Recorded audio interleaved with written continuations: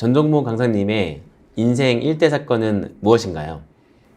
가장 사랑하는 둘째 누나를 떠나보내고 저 스스로도 생명을 끊으려고 갔던 그 제주도 여행입니다. 그런 일이 있으셨군요. 작은 누나는 어떤 분이셨나요? 제가 초등학교 5학년 때 한창 사춘기가 시작되기 직전에 이제 어머니를 이제 위암으로 떠나보냈어요. 그러면서 이제 뭐 슬픔도 많았고 억울함도 많았고 하다 보니까 큰 방황도 할 뻔했는데, 그럴 때마다 제 곁을 지켜주고 제 빈자리를 채워줬던 사람이 바로 작은 누나였어요. 저한테는 뭐 가장 좋은 친구이자 연인이자 뭐 멘토이자 뭐 선생님이자 엄마이자 소울메이트 같은 존재였고, 누나와 함께하지 않았던 순간이 없었습니다. 그만큼 저한테는 좀 특별했던 사람이었고 소중했던 사람이었죠. 그러니까 먼저 어머니가 세상을 떠나셨고, 그 어머니가 세상을 떠났을 때의 그 슬픔이 있었을 때 그래서 함께 지켜주고 했던 분이 누나셨는데, 그 누나가 또 세상을 떠나시게 된 거네요. 그렇죠. 누나 똑같은 병으로 또 세상을 떠나게 됐어요. 그러면 누나가 엄마랑 똑같은 병으로 세상을 떠나셨는데 그때가 좀 언제셨나요? 제가 헤아려 보니까 16년 전이더라고요. 만으로는 26살 정도. 제가 군 복무를 끝내고 장교로 복무를 끝내고 돌아왔을 때였던 것 같고, 누나는 그러니까 30대 딱 들어서는 초입이었던 것 같아요. 30살. 30살이요? 네. 그럼 정말 꽃다운 나이 때 돌아가시게 된 건데, 그때 그러면 뭐 결혼을 좀 준비할 때이셨나요? 아주 아이러니한 게, 그 결혼 준비할 때 좀 위장이 안 좋다, 힘들다라는 생각이 들어서 검사를 했는데, 조직 검사를 받아야 된대서 굉장히 좀 긴장을 하고 있었다가 검사 결과가 결혼식 날에 이제 나왔어요. 근데 그게 검사 결과를 아버지가 먼저 들으셨던 거죠. 왜냐면 큰 병원으로 가면서 아버지 친구분이 있는 곳에서 검사를 받았는데, 이제 아버지한테 미리 검사 결과를 친구분이 전화로 알려주신 거예요. 근데 이제 위암 말기다라고 하는데 뭐 결혼식 갑자기 뭐 당일날 취소할 수도 없는 노릇이고, 또 젊으니까 항암 치료도 해봐야겠다, 나을 수 있다라는 마음으로 신혼여행도 취소하고 그 다음 날부터 항암 치료를 들어갔는데, 결과는 결국은 이제 암이 퍼지고 회복이 안 돼서 세상을 떠나게 된 거죠. 그러면은 누나가 결혼식을 준비하다가 암인 것을 알게 되었고, 신혼여행도 가지 못하고 항암 치료를 받다가 세상을 떠나신 거네요. 네. 저는 그게 정말로 어떠한 그 마음일지 상상이 안 가요. 정말 동생으로서도 극복하기 좀 힘드셨을 것 같은데, 그 당시에 좀 어떠셨나요? 사실 제가 결혼식 날 축가도 불러주고 했었는데요. 이제 그 사실을 알고 나서도 나을 수 있겠지라는 기대감으로 지냈었고, 1년 반 동안 열심히 정말 항암 치료를 했고 그랬는데 결국은 떠나게 되더라고요. 그래서 정말 누나가 이제 쇠약해지는 모습까지도 끝까지 계속 지켜보면서 끊임없이 자책도 되고 후회도 남고 너무도 아픈 마음이 들더라고요. 근데 그렇게 스스로를 계속 자책하고 괴롭히다가 그래도 장례 때는 제가 책임감을 가지고 상주로서 임했어요. 그래서 매형을 제가 돌봐주고 건강도 챙겨주고 옆에서 손님분들도 잘 맞이하고 나서 이제 한 보름 정도의 시간 동안 어쩌면 제 인생에서 가장 괴로웠던 순간은 오히려 그때였던 것 같아요. 누나가 아플 때보다도. 계속 올라오는 슬픔들과 괴로움, 자책 때문에 잠도 제대로 못 자고 아무것도 못 하겠더라고요. 그나마도 누나를 안 떠올릴 수 있는 게 게임하는 시간대였는데, 게임을 하다가도 이제 생각이 나기도 하고, 끝나고 나서 새벽에 그냥 침대에 누울 때마다도 생각이 나고 이래서 견딜 수 없다라는 생각을 하게 돼서 그때 이제 제주도 여행을 결심하게 된 거죠. 정말 그 누나가 세상을 떠났을 때 그 아픔, 상처 이런 것들은 제가 상상을 할 수가 없을 것 같아요. 그래서 너무나 힘드셨기 때문에 스스로 생을 마감하기 위해서 제주도 여행을 떠나신 거죠. 맞습니다. 제가 너무 괴로웠던 나머지 스스로 생을 마감해야겠다라는 결심이 먼저 섰고요. 어떻게 마감할 것인가 라고 생각했을 때 다른 곳으로 떠나서 마감하겠다라는 생각을 해서 그렇게 결정했던 게 바로 제주도 여행이었습니다. 그러면은 그때 아마 지금도 기억이 있으실 것 같아요. 그 제주도 어디를 좀 여행을 하셨었고 어떻게 좀 하셨는지 좀 말씀해 주실 수 있을까요? 사실 제주도가 지금도 잘 기억이 나지는 않아요. 왜냐하면 그때는 삶을 마감하는 하나의 의식으로서 갔기 때문에 그냥 올레길이라는 곳을 걸으면서 제가 원래 노트도 잘 안 하는데 그때는 이제 필기구를 가지고 계속 걸으면서 적었어요. 삶을 정리하는 의식으로만 생각을 했던 것 같습니다. 그래서 어디를 어떻게 걸었고 이런 동선이나 이런 것들이 거의 기억에 남지는 않았고 마지막 장소만 제가 뚜렷하게 기억이 남네요. 마지막 장소는 어디셨나요? 미리 정하고 갔었는데 그 바다가 아주 아름다운 우도라는 곳이 있더라고요. 그때 당시에도 이제 우도의 소문을 들었고 저곳에서 마감하는 게 그래도 좋겠다라는 마음을 가지고 가서 스쿠터를 빌려서 이렇게 스쿠터를 타고 바닷가를 쭉 돌다가 이제 저쪽 편에서 이제 마무리하려고 이 마지막 유서를 적었었죠. 그러셨군요. 근데 정말로 지금 생각해보면 천만다행인데 그래도 생각을 바꾸셔서 다시 한번 이렇게 힘을 내서 좀 살아가야겠다고 생각하실 좀 어떤 계기가 있을까요?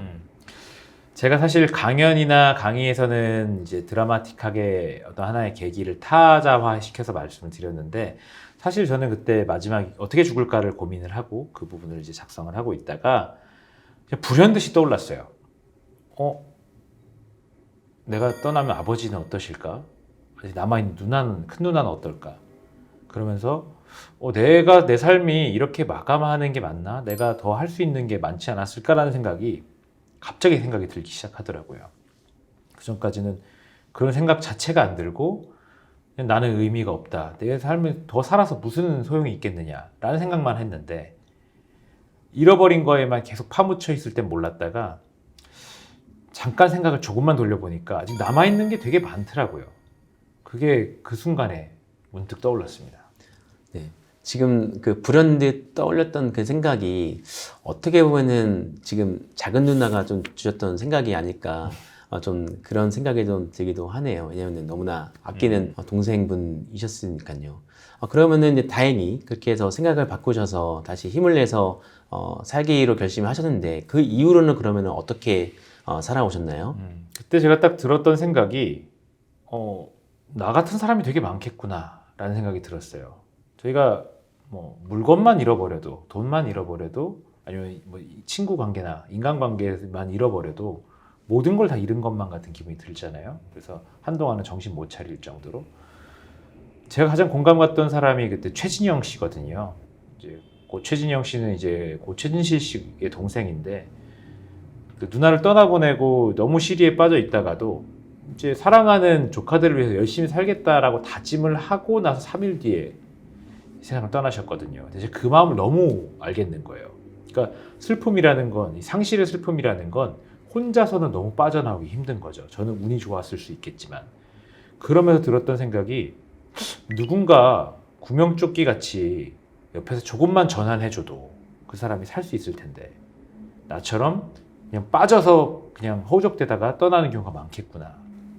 근데 그러면 누가 얘기를 해줄 수 있을까? 내가 그런 역할을 할 수 있지 않을까? 의미 있는 경험으로서 얘기를 전해줄 수 있지 않을까? 왜냐면 그런 경험을 안 했던 사람이 하는 얘기보다는 경험을 했던 사람이 하는 게 훨씬 더 잘 전달될 테니까. 근데 그럴 수 있는 직업이 뭐가 있지?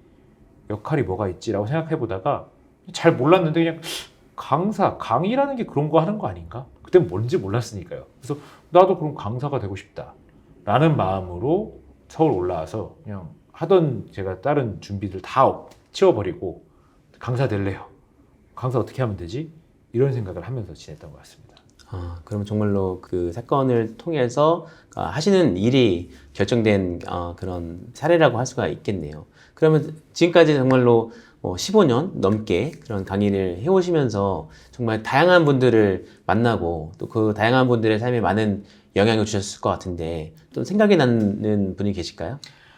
되게 그 뒤로 참 재미있게도 그 강의를 접하게 된 것 자체가 사실은 기업 교육을 하는 제가 몸담고 있었던 포렌마크라는 곳이었는데 거기 기업 교육을 하다 보니까 기업에 계신 분들에게 강의를 하는 일이었어요. 거기서는 오히려 또 제가 해야 되는 얘기들은 할 기회가 많이 없었는데 말씀해 주신 것처럼 좀 의미 있는 만남은 여러 곳에서 강의를 하다 보니까 이제 만나게 됐었죠. 도박중독협회에서 만났던 솔개 엄마라는 분이었어요. 활동명이거든요. 솔개 이게 엄마요? 전라도 아귀 뭐 이런 것들처럼 이제 활동명인데 외모도 약간 솔개처럼 매섭게 생기신 딱 그런 분이셨는데 그 중년의 여성분이 사실 교육 받을 때도 열심히 참여해서 인상 깊으셨지만 제 마지막에 뭐 명함도 받아가시고 근데 어느 날 갑자기 교육이 끝난 뒤에 한참 지난 날에 전화가 온 거예요.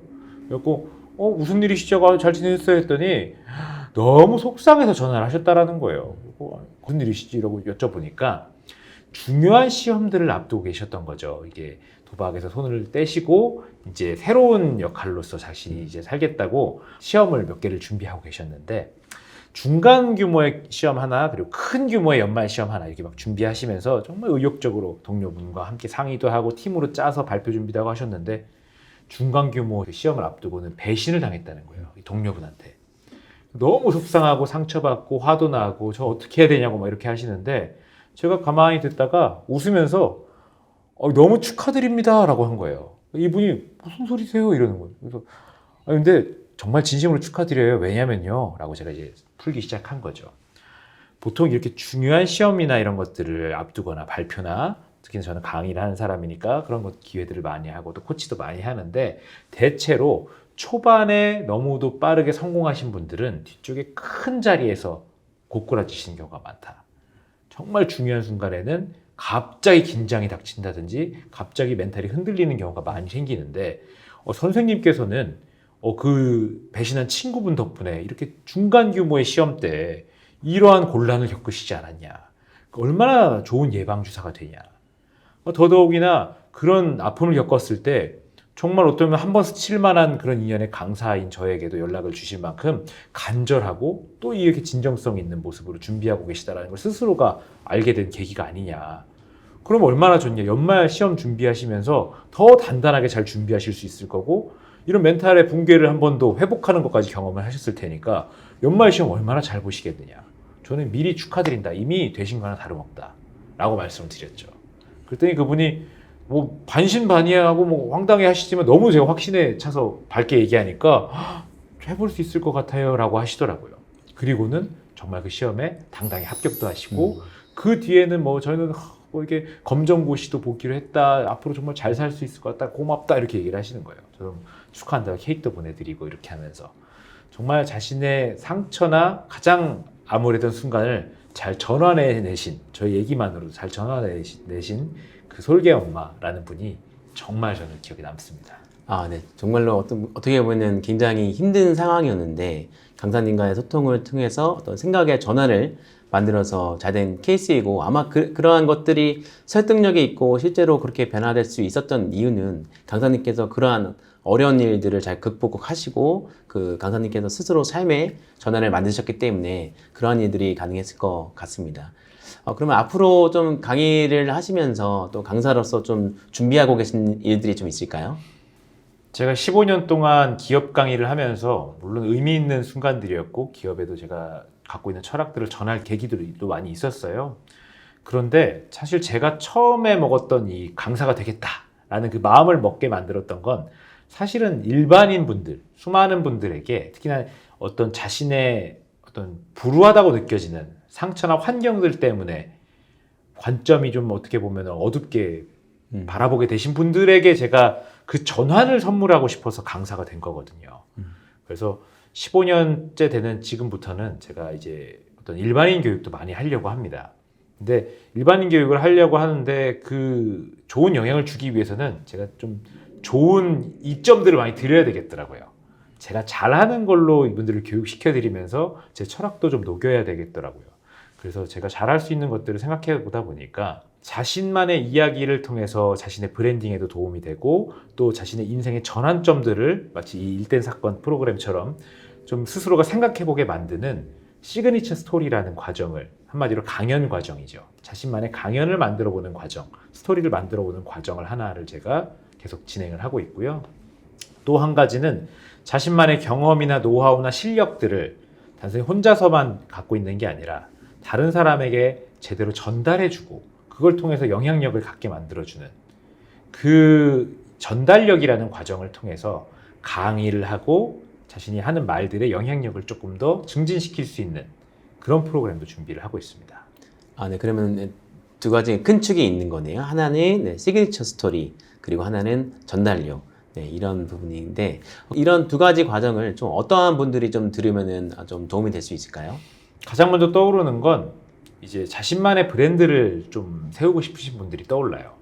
스스로가 이 브랜드를 갖춘다라는 건 그 브랜드에 합당한 어떤 권위, 근데 그 권위는 그냥 나오는 게 아니라 그만한 어떤 스토리들에서 나온다고 생각을 하거든요. 그런 스토리를 필요하신 분들이 들으시면 좋겠고, 또 인생의 전환점을 갖고 싶으신 분들, 자신의 삶에 의미를 찾고 싶으신 분들이 사실 제일 많이 떠오릅니다. 더더욱이나 이제 이런 것들을 통해서 타인에게 영향을 주고 싶다, 의미 있는 영향력을 주고 싶다라는 분들에게는 이 전달력도 굉장히 중요한 무기가 되겠죠.